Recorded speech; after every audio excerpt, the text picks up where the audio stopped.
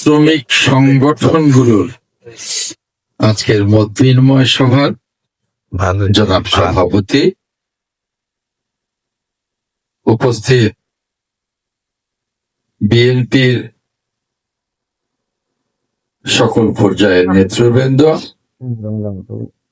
শ্রমিক সংগঠনগুলোর নেতৃবৃন্দ, আসসালামু আলাইকুম।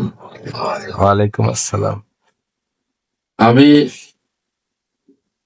প্রথমেই বলব যে আপনাদের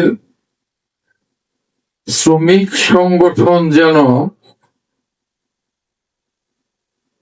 আপনাদের সুসংগঠিত থাকে এবং এই শ্রমিক সংগঠনের সভাগুলোতে যারা দায়িত্ব পালন করবেন তারা যেন সকল শ্রমিক সংগঠনকে ভালোভাবে সবার খবর অবহিত করেন। বেশ কয়েকজন বক্তা বলেছেন যে তারা আজকের সভার সংবাদটি পাননি, হঠাৎ করেই সভার কিছুক্ষণ আগে পেয়েছেন। শ্রমিক সংগঠনগুলো কিন্তু প্রত্যেকটা পেশাজীবী সংগঠন,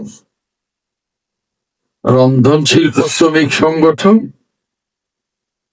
বা ইজি বাইক সংগঠন বা সিএনজি সংগঠন বা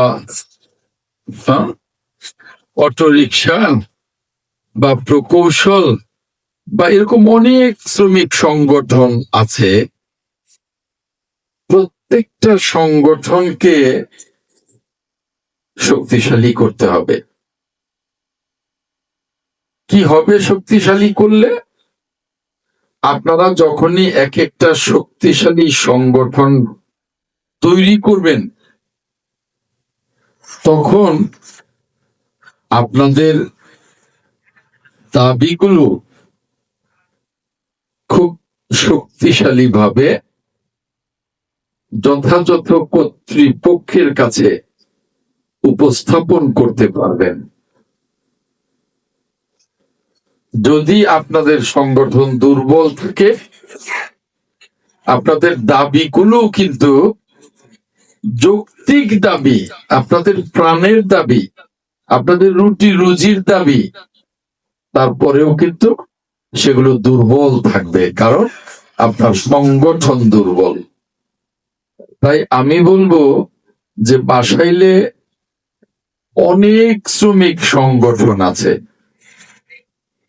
প্রত্যেকটি সংগঠন তারা নিজেরা চেষ্টা করবেন যে এই সংগঠনগুলোর মধ্যে কারা কাজ করেন, সত্যিকারে যারা কাজ করেন তাদের প্রত্যেককে ওই সংগঠনের সদস্য করতে হবে এবং প্রত্যেকের সাথে সংগঠনকে সম্পৃক্ত করতে হবে।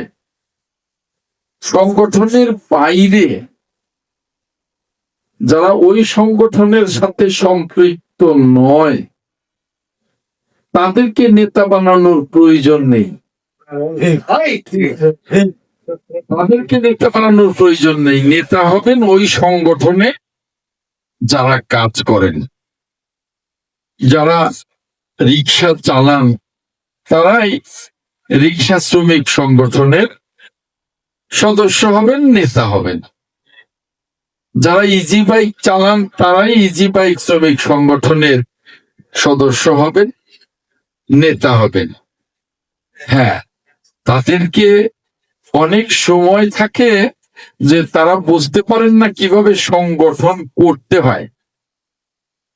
সেজন্য প্রত্যেকটা সংগঠনেই 2 জন 5 জন বা প্রয়োজনে 1 জন উপদেষ্টা রাখলেন যারা সংগঠন বুঝে, তারা সহযোগিতা করবেন।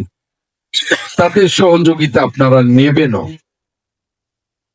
কিন্তু আপনাদের সংগঠন শক্তিশালী করতে হবে এবং এই শ্রমিক সংগঠনগুলো যাতে শক্তিশালী হয়, শ্রমিকদের দাবি যাতে কর্তৃপক্ষ মেনে নেয়, শ্রমিকরা যাতে ভালোভাবে জীবিকা নির্বাহ করতে পারে, শ্রমিকদের যাতে কোনো দারিদ্রতা না থাকে, শ্রমিকদের বিপদে আপদে যাতে ওই সংগঠন তাকে সহযোগিতা করতে পারে। যে কোনো শ্রমিকের বিপদে, দুর্ঘটনা আছে, বয়স্কজনিত কারণে কেউ নিষ্ক্রিয় হয়ে যায়, অসুস্থতা জনিত কারণে কেউ হয়তো কাজ করতে পারে না, এই ধরনের বিপদে ওই শ্রমিক সংগঠন যাতে করে ওই যে শ্রমিকটি অসুস্থ বা দুর্ঘটনায় পড়ে অথবা বয়স্কজনিত কারণে কাজ করতে পারে না, তাকে যাতে সহযোগিতা করতে পারে। যখনই শক্তিশালী সংগঠন থাকবে তখনই তাকে সহযোগিতা করতে পারবে, নইলে কিন্তু পারবে না। এই ধরনের সংগঠন করে তুলতে হবে। আপনাদের মনে রাখতে হবে যে শ্রমিকরা কিন্তু আমাদের সভ্যতার প্রাণ। এই যে সভ্যতা গড়ে উঠছে, এই সভ্যতায় যারা বসবাস করছে তারা খুব আরামে জীবন যাপন করছে, খুব রাজকীয় জীবন যাপন করছে। আর যে শ্রমিকেরা সেই সভ্যতা তৈরি করে দিচ্ছে, তাদের দারিদ্রতা কাটে না, তাদের রুটি রুজিতে সচ্ছল ভাবে তারা চলতে পারে না। এই জন্য আমি মনে করি আপনাদের প্রয়োজনেই আপনারা প্রত্যেকটা সংগঠন শক্তিশালী করে গড়ে তুলবেন। আপনাদের প্রয়োজনে মনে রাখবেন যে সংগঠনগুলো আপনাদের কাজে লাগবে, আপনাদের কাজে লাগবে, এটা মনে করে এটা করতে হবে।